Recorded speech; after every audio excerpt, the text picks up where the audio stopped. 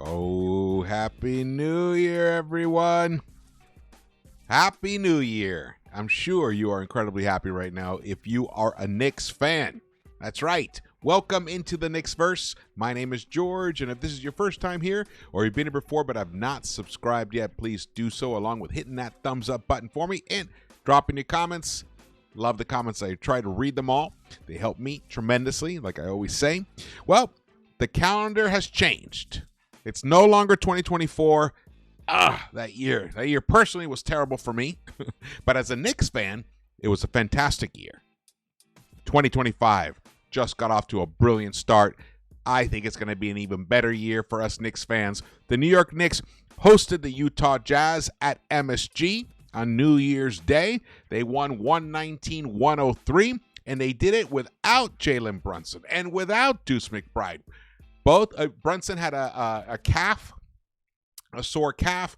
Let him rest because we got big business to deal with on Friday. And Deuce, while he was warming up, he was going to get the start. Something happened with his hamstring. I believe it was the hamstring. So he missed the game as well. And Cam Payne got the start tonight. And we saw Tyler Kolek get some minutes after he played in Westchester today and lit them up for 36 points. There are so many things to discuss tonight in this game. I got the highlights, I got the stats, and I got the takes for you guys. All right, let's get going. Here we go. 119-103, as I mentioned, and Karl-Anthony Towns just took this game over. But like I said, there were many, many stars. But before we get to this, I want us to look at this. These are the Eastern Conference standings at the moment. Only two teams in the entire National Basketball Association have won more games than our New York Knicks. That's right. The Cleveland Cavaliers and the team we are facing on Friday, the Oklahoma City Thunder. Listen to me now. Friday's game is going to be the single most important game of the NBA season so far. The entire NBA season. Friday's game is going to be the most important one. For one, the first reason, obviously, is because we're talking about two of the four best teams battling against each other. And this might actually be a preview of the NBA Finals. Also, it'll be a battle between Isaiah Hartenstein and Karl-Anthony Towns, two guys that never played for each other. One was, in some ways you could say that Leon finally said, okay, we'll give you Dante. We need to bring in Cat. We lost iHeart. We're not going to have Mitch until January, maybe. So he pulled the trigger. He said it's worth the gamble. Not a gamble at all. Karl-Anthony Towns is playing like a bona fide MVP. And I know he won't win it this year because of what Joker's doing. Joker's numbers are insane. He's averaging nearly a triple-double himself. And so he deserves it. But Karl-Anthony Towns definitely deserves some votes. No doubt whatsoever. He definitely needs to. At this point, I'd put him first team All-NBA. Seriously. It's tremendous. But when you look at this, man. Eastern Conference, only 3 teams have less losses than the Knicks. And only 2 teams have more wins. Right now, we are tied in wins with Boston, but they have played one less game. I believe they play tomorrow. So if Boston loses tomorrow, the Knicks will be in a virtual tie. Well, actually, they'll have the tiebreaker because we've only played once against each other, and they spanked us opening night, as we all remember. Can't wait for the revenge match. But look at this. The Knicks are 9-1 in their last 10 games, and Oklahoma is 10-0. But I will call bullshit on this. I'm calling bullshit on this, and I wish everyone would stop saying that they're on a win streak and all this. They lost to the Bucks in the NBA Finals. So you can't call this a win streak. It's a win streak because the NBA Finals, the reason they're saying it is because it doesn't count against the record here, but that's garbage. They played an NBA game, and they lost. So let's stop with the streak bullshit with the Thunder. Give the NBA Cup some respect. It deserves it. Sorry, I'm like whipping you guys all over the place here. So I can't wait for Friday, but we are talking about tonight's game because tonight's game cleansed us. I have had a terrible taste in my mouth ever since that loss in Utah. We had just won a nice game against the Phoenix Suns, and the players chose to do something, and it backfired. They didn't go to Utah ahead of time, get acclimated to the weather, to the altitude, and they lost that game at a really pivotal time where the fans really needed to see them continue that run. Well, all that is water under the bridge. All that is in the past because the New York Knicks just lit the Jazz up for their 9th win in a row. 9 wins in a row. They have not lost since they lost to the Atlanta Hawks in the NBA Cup quarterfinals. Since that little dice toss on half court, we haven't lost a game. And tonight we did it without Brunson and Deuce, two pivotal guards on this team. Obviously, Brunson also is going to be an All-NBA player. So there's no doubt about that. Hey, vote for All-Stars right now. Get your phones out. Vote right now as you're listening to this. Vote, and definitely vote on Friday because you get triple the amount of votes on Friday. Vote. I'm voting for the entire starting unit. I give zero fucks. You know, I usually am like, oh, well, I'm like really like, I'm going to vote for this guy. I'm going to vote for this guy. No. Enough of that. All 5 NBA Eastern, all 5 Knicks starters should be voted into the All-Star team by us, by the fans. That's what the fans are about. So let's show our support for them. Let's keep going here. Knicks Muse, salute. Cat tonight, 31 points, 50% field goal shooting, 21 rebounds, 4 assists, and 1 block. He's absolutely unreal. Steve Popper, more statistical work from the Knicks tonight. Karl-Anthony Towns registered 31 points and 21 rebounds tonight against Utah. He is now the first player since Patrick Ewing in 1989-90 to record multiple 30-plus point, 20-plus rebound games in the same season. Only one other player has done that wearing orange and blue, and that was Patrick Ewing. So salute to Mr. Karl-Anthony Towns, who is basically playing like the perfect piece that we have needed on this team. And tonight, he even picked up blocks. That's right. Karl-Anthony Towns had, he only got credit for 1 block again. God, who are these statisticians? I want to have a talk with them. All right, here we go. JD, shout out to JD. Hope you have a good New Year's, brother. I hope you had a good New Year's. He tweeted out, I thought Karl-Anthony Towns would struggle with Walker Kessler's rim protection and height, 7'1". Kessler is a strong defender who's played well versus Nikola Jokic and Joel Embiid. Cat's response, 31 points, 50% threes, 21 rebounds, 4 assists, 1 steal, 1 block, and a plus 11. Next up, Isaiah Hartenstein. Ooh, baby. You guys can't miss Friday's game. That is going to be legendary. I might even do a live pregame show on before that game on Friday, so stay tuned. Maybe have some guests. Got to get my whole setup going again for that. Definitely want to get that going. But this game, even though Karl was outstanding, Josh Hart followed up his triple-double the other night with a second straight triple-double. Back-to-back triple-doubles for Josh Hart. He's the first Knick to do that since Michael Ray Richardson in 1981. 15 points, 14 rebounds, 12 dimes. Joshua Hart, outstanding. We are so lucky to have you on this team. OG Anunoby, as Knicks win 119-103, shout out to New York basketball over Utah, 22 points, 3 steals, and 2 blocks, and he completely harassed Lauri Markkanen tonight. He did not let him breathe. Let me show you this. Look at this. Look at this right here. Right here. Look at that. 1 of 10 from the three-point line. 6 of 22 overall. The man shot 27.3%. That is a total shutdown. He is an outstanding player, this guy. Outstanding offensive player, this guy. I wish we had him on this team.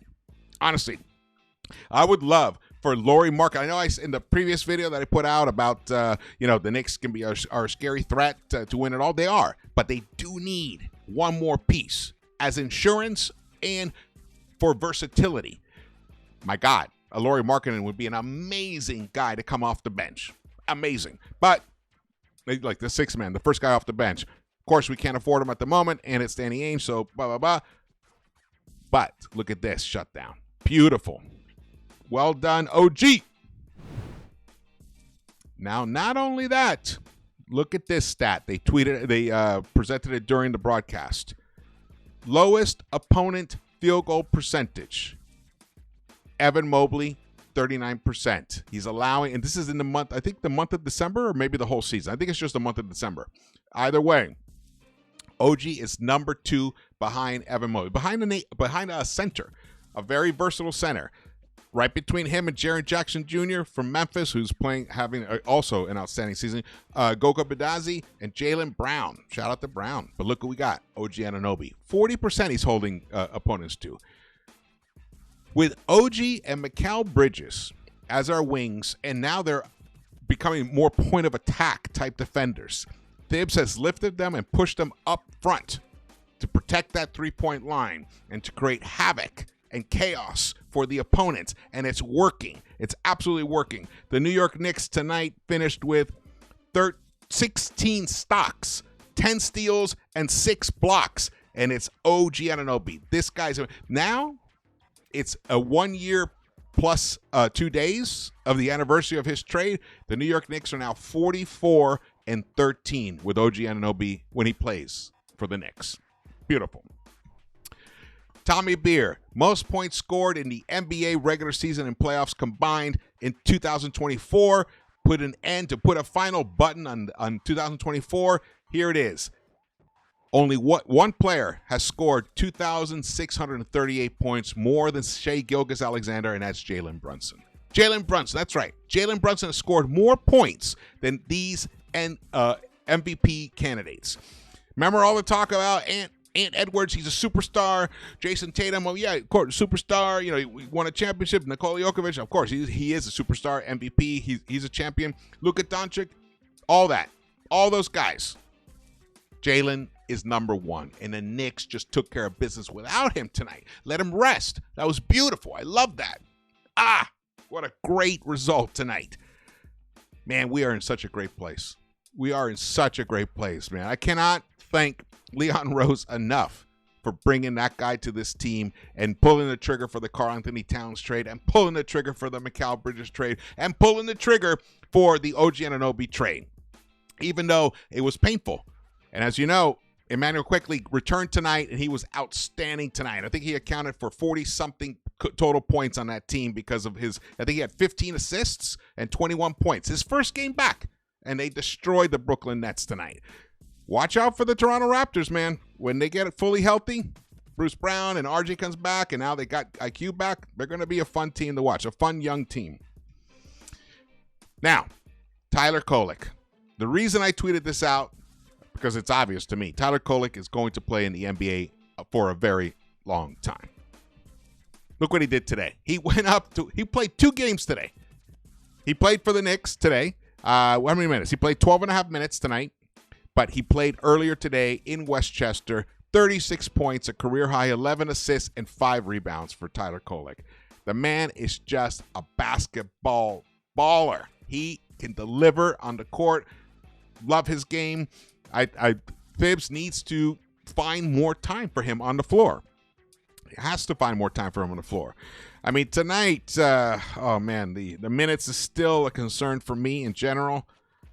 And he only went 8 deep tonight. No Huck Porty, no Dadier, no Matt Ryan, no Jericho Sims. But we won. We pulled it out. We won by 16. All right, we got stats here. Let's get to the highlights before we come back to this. Here we go. The Knicks got off to a slowish start once again. No surprise. That happens even when Brunson's on the court. But they did finally catch up here. They finished the first quarter down 1. It was 25-24, Utah leading after 1. And basically, Keontae George, who also I think is going to be a serious player in this league, he had 8 points, and Colin Sexton hurt us with 7 points. And Jordan Clarkson came off the bench. He started off strong in his 6.5 minutes or so. He provided 5 points. He was 2 of 4. But man, did that change completely later on in that second quarter. They shot 40% from the 3-point line, but they picked up 14 rebounds. We had 11, so they out-rebounded us there. Turnovers, the Knicks did commit 4 in that first quarter, which wasn't good. 4 steals, 2 blocks, and Karl-Anthony Towns, he didn't even attempt a 3-point shot in that first quarter. He finished with 4 points, 2 of 4 in his 9 minutes of play, but OG Anunoby also came up with 4 points. But Mikal Bridges was the offensive story to get this game going. He finished with 10 points in that first quarter, 4 of 6, 1 of 2 from the 3-point line. In campaign, in his first start as a Knick, he played all 12 minutes in that first quarter. Finished 1 for 5, nothing outstanding, but he picked up 3 dimes and 3 rebounds and got 2 steals. But he did have 2 turnovers. But in the second quarter, things started to get back to normal-ish. The New York Knicks were able to basically take over and go into halftime up by 10 points. It was, Clarkson was 1 for 6. 1 for 6 in that second quarter. Markkanen, he played 6.5 minutes, 1 for 3. He could even only attempt 3 shots. Lauri Markkanen, this guy could be an all-star on some teams. It came down to Karl-Anthony Towns taking over. 10 points for him in that second quarter in his 7 minutes of play. And Mikal Bridges continued his amazing start into the second quarter, 3 of 4 with 6 additional points right there. So he had 16 points at the half. Campaign hit a nice 3-pointer. And Precious Achiuwa probably had his best quarter as a Knick so far. He was 3 for 3 in just 5 minutes of play. Picked up 2 rebounds, got a steal, finished with 6 points, and he was a +6. And Tyler Kolek got some time. Hit 1 of 2. Was that him? I'm looking at the stats, not looking at the what's going on? Yeah, here we are. We're up by 10. Markkanen hits a bucket there. I think that was the only bucket. That's it. That was the only bucket Markkanen hit. And so the whole quarter went by, and that was it towards the end. All right, here we are. I got Josh Hart's head here blocking the what quarter we're in.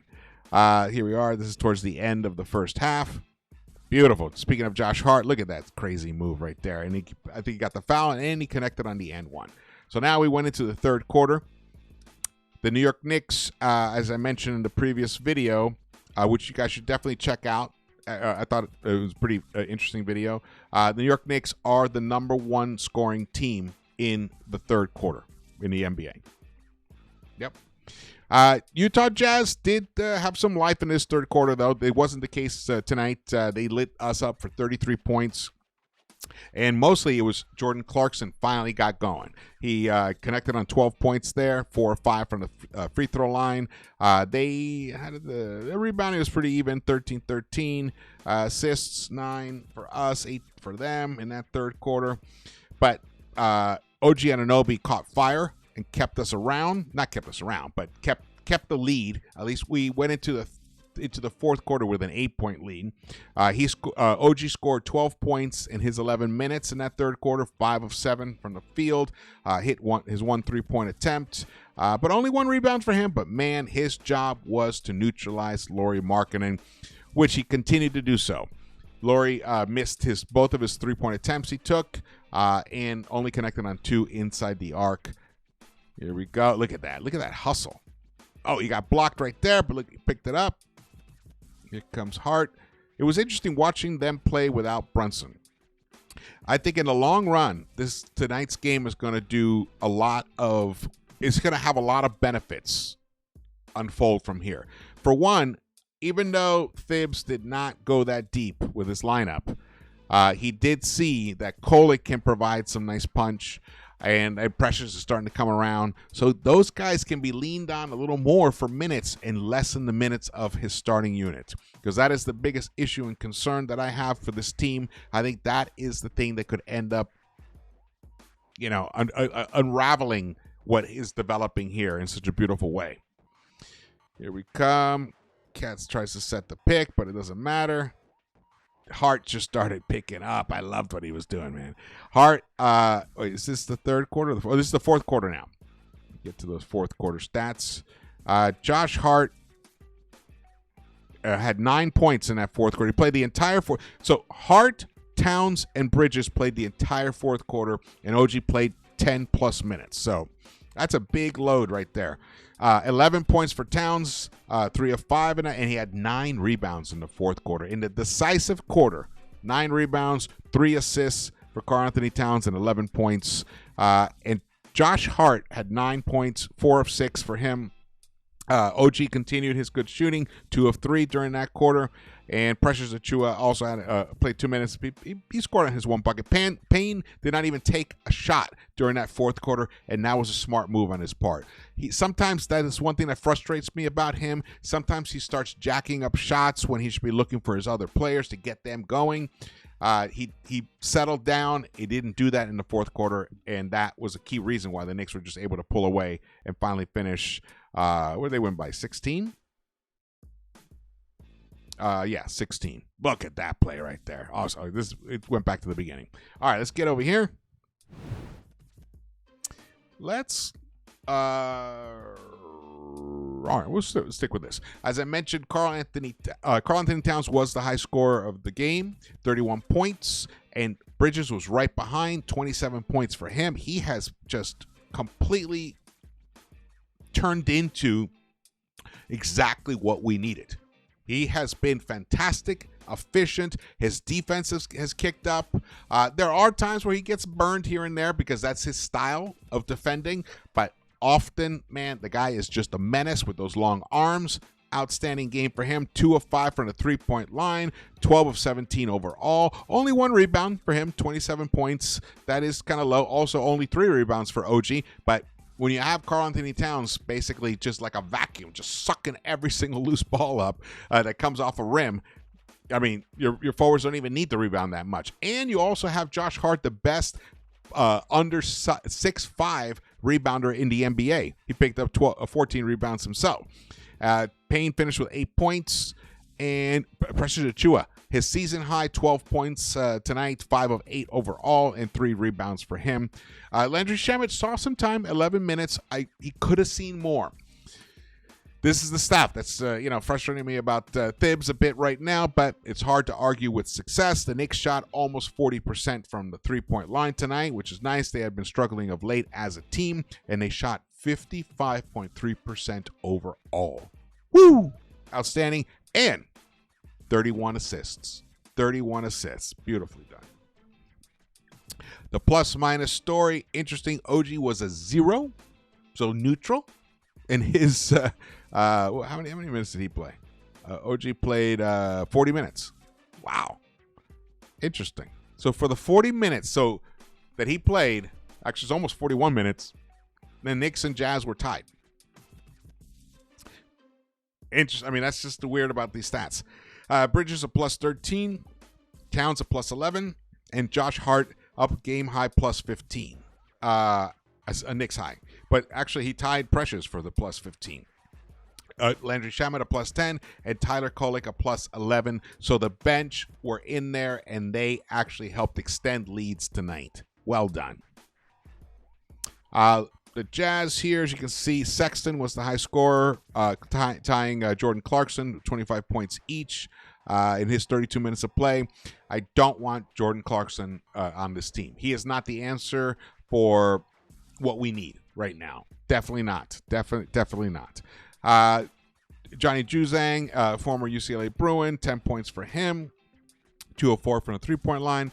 Keontae George, 16 points as well. 103 points. They only shot 30.2% from the three-point line and only shot 40.6% overall. And that is mostly due to OG Anunoby's defense on Lauri Markkanen, who missed 16 shots.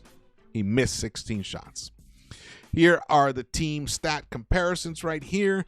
Knicks, what is the thing? Oh, the free throw line, they did not they really wasted opportunities at the free throw line. This could easily have been a 20-point blowout if they connect on 4 more of those buckets right there. They were 16 of 23, shot 69.6%. They won the rebounding battle, 47 to 45, and the assists. They were plus 8 there, 31 for Knicks, 23 for Utah. Knicks had 10 steals and 6 blocks. They had 7 steals and 6 blocks. Now they got some. I mean, Kessler is a block machine himself. I believe he picked up. Actually, he only got credited for 1. Laurie got credit for 2 blocks, and Jordan Clarkson got credit for 2 blocks. Bizarro. The New York Knicks fast break was outstanding tonight. It was a beautiful sight to see. They were sharing the ball, getting it out on the break. They were a plus 19 in fast break points. They were a plus 20 in points in the paint. They were 70 to 50 in points in the paint. The largest lead was 20, and the largest lead for the Jazz was 10 at one time earlier in that first half. Interesting. All right, here we go. Well, thank you so much for watching this. Friday's game is going to be humongous. In essence, it's the 2 hottest teams in the NBA about to clash in OKC. The Knicks on the road. I think the Knicks have won 8 straight on the road. So a lot of streaks are going into this. I mean, whatever, they claim the OKC is they've won 10 in a row. They haven't. They lost to the Bucks. But either way, they're on a hot streak. We're going to their home arena. This is the kind of game that if it's a couple of scenarios, if it's close and OKC pulls it out, it's a great win for OKC, and it's not that terrible a loss for the Knicks. They showed that they're there and they can hustle and they can compete with that level of team, that top tier. But if it's a blowout, that's going to be tough to swallow. But if the Knicks win in any way, shape, or form, just wait for how the narrative in the NBA is going to shift. Suddenly, the Knicks, instead of being in that second tier of legit contenders, they will be pushed up to the upper tier, and the conversation will be all next week that the Knicks are for real. But we already know they are. All right. Thank you so much for watching this. Please subscribe, hit the thumbs up button for me, share this video, watch my other videos. I would appreciate that. And drop your comments. Definitely want to hear your thoughts and feelings about anything Knicks and anything I may have said. Or I have said, not may have said. I've said. That's it. I will see you. Happy New Year. Around the Knicks-Verse.